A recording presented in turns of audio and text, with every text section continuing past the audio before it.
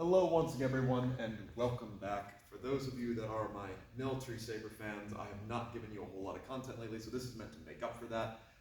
This is going to be part one of a two-part series where I'm going to go over some of the saber drills, or saber tables as I call them, found in this book, German Saber of the Berliner Turnschule, in particular talking about the tables for long and short periods, etc. that we find in, here's our long title, Instructions for Fencing with the Saber and the Kirasadegen, blah blah blah blah by Seidler. So, we're going to be going over that. And basically, the reason I wanted to go over these is, one, I have been going over them with my class, but two, is because I find they're exceptionally well detailed for how you form your cuts. It has a lot of fun ideas into ways of forming your cuts that if you mostly stick to the British systems like I do, you don't necessarily always broaden your horizons per se.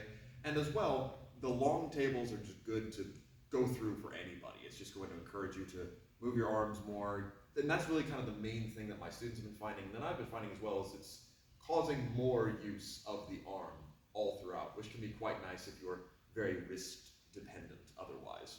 So, this first video is going to go over a couple of the main terms that you're going to need to know for later, as well as the basic action of forming all of our cuts, what they're named, etc. So, for any German speakers that may be watching this, I apologize if my pronunciation is not perfect. I am trying my best. But, otherwise, the first main thing that we're going to learn is how to execute what are called a bogan, which essentially you could supplement this with the idea of a molinet. It is a turning of the wrist in 4 different planes that will be usually following our cuts, or sometimes be part of starting our cuts. So, our first action is we're going to go our forwards outer bogan, which means that from my position here called the flak laga, we'll get into this later, I'm going to push my wrist forward like I'm doing a 2-cut, out and around, pushing with the edge. And all that's meant to do is just to loosen up the wrist and get me used to turning it.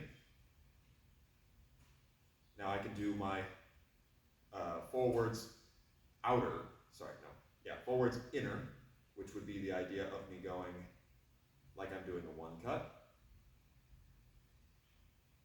And again, just loosening up the wrist in the 2 planes that we need to act on.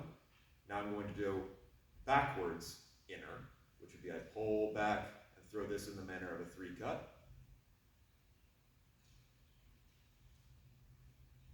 And then I'm going to do my backwards outer, which would be like I'm doing a 4-cut. And all that's meant to do is just to get the wrist nice and supple. At the end of pretty much any of your cuts, you may need to do one of these. So for example, if I just throw a 2-cut to return back to center, I end up doing a forwards outer. But those are my bogan, nothing too complicated. Let's get back into the realm of what the flak laga and stuff is. So basically, the way the system is divided up is that you are going to be using one guard, predominantly, auslaga, which is here. It's just a hanging guard, pretty straightforward. But then within this, there are also other engaging positions, or rather positions you'll move through. Those are the flak laga. So the one that is given as the most immediate example for executing most of our cuts is here, where it's just held kind of like an outside guard across in front of me. This is a position you can fight from, but is usually better used as kind of like a medium guard. It's a place that when I'm doing a lot of my actions, I will move through it or I will return to it.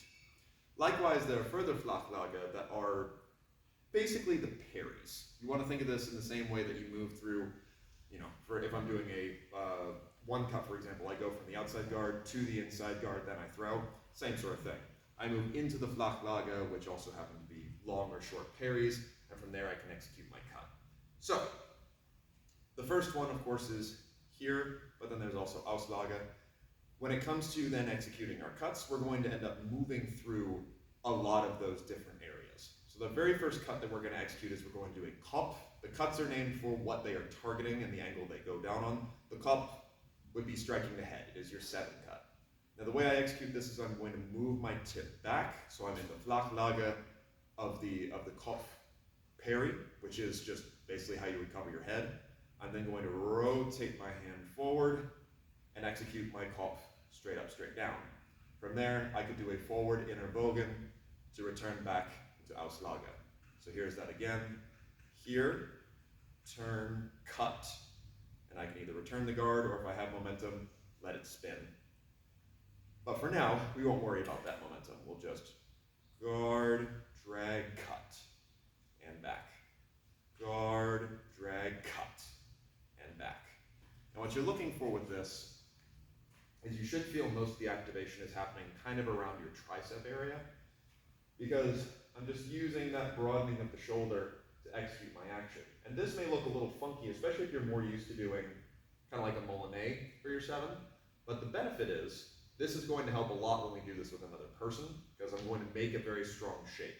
That's kind of the main thing that this system seems to encourage, which is possibly a little different, possibly not, in comparison to some of the other things I've covered on the channel.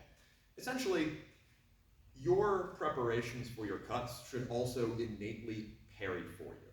The idea being that if I'm moving through a position, in this case the Kopf, if I'm moving to here to prepare my cut anyway, if another Kopf is already coming toward me, that will become part of my protection. I don't need to make an action of parrying and cutting. I'm really more making an action of counter-cutting. It's just my preparation happens to be a parry, which is a very odd sort of thing of thinking about, but does make a lot of sense when you start standing and banging with another person. But I digress. Point is, that is our Kopf. It's a 7 pack. Now our next is Bauch, which is kind of the lower abdomen target, right? You can think of it as like belly. For this one, I'm going to lower my sword down here into the flak laga for the bow cut. This is also the bow parry. We're going to talk more about this when I do this with another person in a week or so. But essentially just here, if you wanted to make it even narrower, you could make it do so, but usually about here. I'm then going to just draw it straight up, and I'm back in the auslaga. So prepare, cut. Prepare, cut. Prepare, cut. Nothing too complicated so far. Now, that's vertical. Now we go to horizontal. Our next cut is going to be brust, which is coming on the inside of the chest. It is your 5 cut. You could throw it, like anytime you're throwing a horizontal cut, anywhere from the temple down to the knee in theory. But this one's also going to start introducing us into the idea of long and short, which I do want to address. So when it comes to your 2 versions of parries, you have lange Deckung and kurz Deckung. And the idea here is that long parries, lange Deckung, is pretty much always your tip down with one exception. Kurz Deckung tend to be your tip up with just one exception. And the idea here is that my short parries allow me to riposte very quickly, oftentimes on the inside of the blade, and they're usually meant to be done because I was mid-motion when someone started cutting at me. My long parries, on the other hand, are all about creating space and working from further distance, generally speaking. So, with this in mind, some of the flak laga that we will take resemble the short parries, some of the flak laga we will take will resemble the long parries, and depending upon what you are purposefully drilling, there can be some alterations therein that you may need to adjust, just bearing that in mind. So in this case, for launching our brust, what we're going to do is we're going to move over into the brust flak laga, which also happens to be the brust kurz Deckung, right? So the breast short parry, or rather this is the zaita short parry because I'm on the outside. So from there I'm going to turn my wrist, I'm going to cut across, and I can use a nice little bogan or a drag to return back. So again, I'm here, I move into the zaita kurz Deckung, and I'm going to turn, cut across, and that is my brust shot. Here's that again, out, cut, guard. Out, cut, guard. It should be noted with this, I'm trying to keep it relatively flat to me as I do this. I don't want my flak laga to be way out here. I want it to be close and next to me so I can execute my cut with still good arm extension. So I'm trying to use more of this as opposed to just here. Now next, we're going to throw zaita. Zaita is striking here, it's side or flank, it's your 6 cut. Again, same idea applies, anywhere from the temple down to the knee. This time we now do correctly go into our brust kurz Deckung, as the other one was zaita, so they're kind of inverse of each other. Now here's where things get fun. You can do this in a couple different ways. So for example, I can just roll myself over into the lange version, so that's the long brust parry, or I could move into the short one, which would mean I drag my hilt down and across. It kind of depends upon exactly what you're looking to do in that moment. We'll talk more about this when we get to axle, but basically, if I have the choice, that is far more quick and ergonomic and does protect me as I do so. Alternatively, this does have some benefits for that sway in and out, and that's going to be a mechanic that we use on this side a lot. So play around with it, see which one you like more. I personally like to drag the tip across, so that'll be over into the laga, brust, turn, cut, and you're back to guard. Alternatively, down into the brust, turn, cut, and you're back into guard. So now we have our initial 4 cuts. Kopf, Ball, brust, zaita, done. Or in English, head, belly, breast, and flank. Now when we get into our horizontal cuts, this is where things get a little bit more interesting. So first we have hufta. Hufta is your 1 cut. It should be striking anywhere from the temple down to the neck, coming across the body like this. And I should have probably mentioned this earlier, but I am doing this all left-handed, so if you're going at home, you are my mirror right now. Bear that in mind. But I'm going across the body like so. So when I do that, I'm going to move into the axel parry. So that would be here. There isn't actually a difference between the short and long version of the axel dekong, so we're just going to go ahead and just call it axel. But I just roll my hand up, I turn my wrist in, cut across the body, and then can use a little bogan to return back to guard. So here's that again. Open, turn, cut, back to where I either need to be in the flak laga or auslaga. I like to return the flak laga personally off this. Here's that again. Open, cut, guard. Now your goal with this is the more you drag with your hilt, the better. I find that most people tend to make their kopf relatively high, and then as a byproduct, their hufta starts to get very high. Basically, the constant, is it a 1, is it a 7, what have you, because they're very similar cuts. I like to make my hufta and my 1 cuts by proxy go a lot deeper into the face, much more down here. If I'm throwing it above the temple, it's going to be a kopf. If I'm throwing down here, then I want to be going down here into hufta. So the more I emphasize that idea of dragging that hilt so it almost kind of stays low, gives me a much more angled 1 cut, a much more personal fight, and also makes them have to do their parries a little bit better, as opposed to just kind of not really having to deal with it. So bear in mind, if you're having difficulties with that, try dragging that hilt in just a little bit more. But anyway, that's our hufta. Now we get into axel. So axel is a little bit different. Axel is your 2 cut, and this is where you get to have some different options, again, for preparation. So for axel, if you're targeting a fellow who's standing in auslaga, you're going for right here. If you're standing someone who's in the flak laga, you're targeting for here. Basically, lead shoulder. You can either bring your tip across, so now I'm in the hufta lange dekong. I then turn, cut, and return to my guard. Or you can move into something we'll play with later, which is the kopfkes dekong, so the short head parry. This would be me dragging that hilt across real quick, turn over, cut. Now that's not necessarily something that a lot of people are used to doing, and I am to go ahead to kind of beat it out of my students, but it can be incredibly useful for some of the tools we'll use later because it's a quick preparation. It's also easy to do mid-cut, so play around with it. By preference, I would like to prepare, turn, cut, and back to my guard. However, there will be times when getting that little bit of sway can help significantly in launching those cuts out. So here is that again. My preferred option, into the hufta lange dekong, turn my wrist over, cut down from my left to my right. I'm referring to this as a right-hander. Alternatively, drag the hilt across so that I'm flat. Don't let this be forward. It's flat across, down. So, now we have axel done. What about our next 2 cuts, which are going to be hufta and then tiefe brust? So we'll start with hufta. Hufta is on the same line as your hufta, and these actually should be linked together. So, for my hufta, it is a 4 cut. You're going right here at the lead hip. All you need to do is just lower your sword down into the tiefe kurz parry, and I'm just going to drag it back up again, and I'm back to where I need to be. So, lower, cut, good. You can also use that same preparation we talked about before, though, through the kopfkes dekong, if you wish to fire it with a little bit more power, and certainly depending upon exactly what you're doing, there may be times you prefer to do that. Bear that in mind. But for our purposes, lower into the flak laga, and then fire. Now for tiefe, this is where things get very exciting. This is your 3 cut. This is going up into the lower chest. That's what tiefe brust type means, is lower breast area. So basically the bottom of the ribs is where you're going for.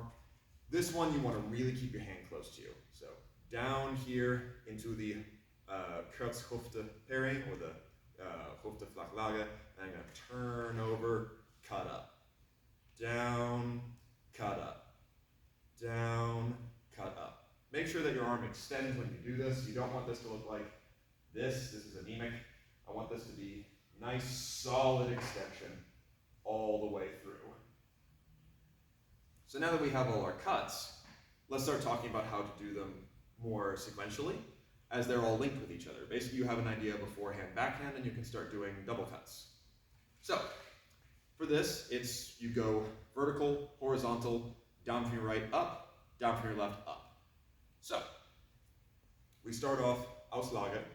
I'm going to do Kopf, bow. That would be here, Kopf, rotate the wrist around, bow. Here's that again. Turn, Kopf, bow. You notice how I'm traveling through the flak laga again. Kopf, there I am in that flak laga, bow. And back to auslaga. Alternatively, now I go into brust zaita, which would be open up, brust, hit my target, turn through, zaita, hit my target, back to auslaga. So open brust, turn over, zaita. And I do want to emphasize, you should try and open this first before you turn. Don't try to cut straight from it. Not that you can't, but you want to get that shoulder and stuff involved so it's not all on your wrist. Here's that again. Open, brust, guard, zaita. You can also, if you want to, drag through, like we talked about before. Here's that now from the side. Brust, zaita. Brust, zaita. Nice and strong. And you may kind of notice a forehand, backhand thing kind of going on, and that's going to continue in our next bit. So on our cross cutting, we go from high to low. So the idea here should be, I go shota, hufta. Open for the shota, hit, and then you can either cut all the way through or you can stop halfway. It doesn't really necessarily matter. I find that with my diagonal cuts, going more through feels better as opposed to with my vertical and horizontal, it's better to stop halfway. And that does kind of make sense because when you're cutting on that plane, people are going to be meeting you out more like a box, meaning you can kind of stay in the middle. When people are meeting you on the 45, it's easier to let your shoulder go through. So play around it. But I digress. Prepare, fire your shota, turn over, fire your hufta. So here's that again. Shota, hufta. Here's that now from the side. Shota, hufta. Shota, hufta. Nice and strong. Then same idea now for axel tifa. Now for this one in particular, depending upon how much juice you put on it, it can really vary. So if I do small, or I just move my tip across into the shota flak laga, then boom, I can pivot over pretty quick. It becomes relatively small. If I instead prepare more for the kopfstekung, I can get a lot more sting onto this and kind of start to get those hips involved and get a little bit more activity. I personally really like to use my tifa in this case, but my 3 cuts to create space or knock blades aside, so I like a little bit of hip involved. Play around with it, see what you like best. But here's that again. Axel, tifa. Axel, tifa. And now here's with more sting. Axel, tifa. Axel, tifa. Now facing. Actually, I'll face this way so it's more on the side and you can see it. So, more relaxed. Axel, tifa. Axel, tifa. Now with more sting. Axel, tifa. Oh, that was the wrong one. Axel, tifa. It just kind of depends upon exactly what you're looking for. But now you have the ability to throw your double cuts. And you notice I have not used my legs at any point during this. For the most part, we're just going to focus on the cutting itself, not necessarily on what you're doing with your feet. And for our parry drills, most of this will be done stagnantly as well. So I do want to talk a little bit about posture. Because we're using more of the arm for a lot of our cuts here, it's really important that you be sitting nice and strong and upright with good core involvement. This is true of every sword, but in particular with this. You're going to be using a lot of this in one go. And so making sure that you're actually on, not just, oh, I'm here and my knees are bent, but truly on is what's going to allow you to fire these actions rapidly depending upon what you're doing and nice and strongly without over fatiguing the arm. That's one of the reasons I also have been doing this system lefty, is because this is the weaker of my two arms. I want to make sure that I'm using more of the muscles I have and developing them, as opposed to just retraining a small number that is going to hurt them a lot on the way. Now likewise as well, if you are looking to do your lunges, it's pretty straightforward, just the regular timing. So for example, on a Kopf, you're back to your guard, or if you add a bogan into it, Kopf, no problem, right? Just recover as you normally would. If you're doing double cuts, you stay, you lunge on the first cut, hit on the second, or you can not move and then lunge on the second. So that's depending upon whether or not you're doing a feint. So again, Kopf bow, that could be, for example, Kopf bow, where I'm hitting around a guard, or it could instead be the idea of Kopf bow, where I'm using that now as a feint. Depends upon exactly what you're seeking to accomplish. Now, before we finish, I want to also go over how all the parries look, because this is going to matter when I have another person with me. So, lange and kurz. Like I said, it's tip up or tip down, pretty much. The way this works out is for my long parries, you start off Auslage, turn into Kopf, bring that a tick over, congratulations, you're in Schulter, bring that a tick over, you're in Brust, bring that a tick a little lower, there is your Tiefe. Now just roll your wrist out, that's bow. Again, we're going to talk more about that when I have another person cutting at me. Bring that out, that's now hufta, zaita, and now we change things, axel. That is the only one that's different. And the reason for it is because there's not really a good way to parry that with your tip down, and it's not hard or fatiguing to just bring this across. In theory, you can parry an axel by just moving this over, but that's 6 1/2 dozen. Generally speaking, being tip up is stronger against the incoming axel, so might as well do so. Here's that again. Kopf, Schulter, Brust, Tiefe, bow, hufta, zaita, axel. And you're back to the flak laga. With these as well, I like to keep them all very close to me. Don't make them extended. These are things you're preparing through as you parry, so you can send a cut right back out. You don't want to be caught parrying multiple times in a row. So here's that flatly, facing, I'll face this way. So, Auslage, Kopf, Schulter, Brust, Tiefe, bow, hufta, zaita, axel. Nice and close. Those are all my long parries.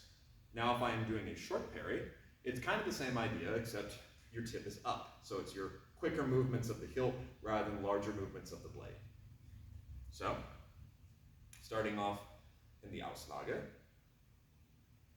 Kopf, which makes sure this is nice and horizontal, not tip forward. You want to be able to catch and then work out to that side.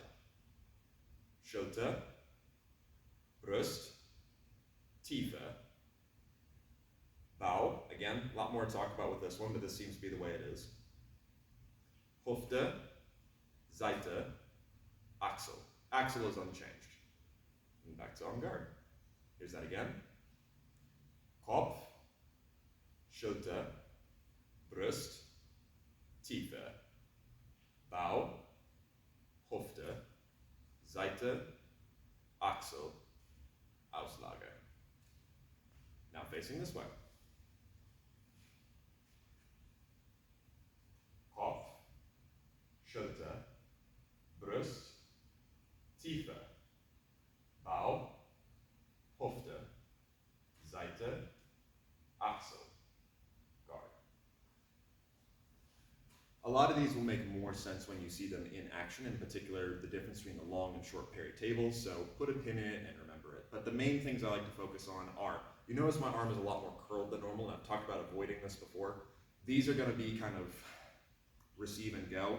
The short parries are meant for I am mid-action and then need to cover myself. So pulling back when even possibly my body is going forward is a major attribute of it. So it's okay for it to be closer on the short ones. On the long parries, you've got that arm shape anyway, so it's going to be slightly more retracted. But in general, guarding closer to myself because I'm not parrying, I'm preparing, which also happens to parry. is what's going to lead to a lot of these interesting actions. So, to summarize, at least for our first bit here, you've got all the standard cuts you know, they just have slightly different names and are using a little bit more of the arm as you prepare through.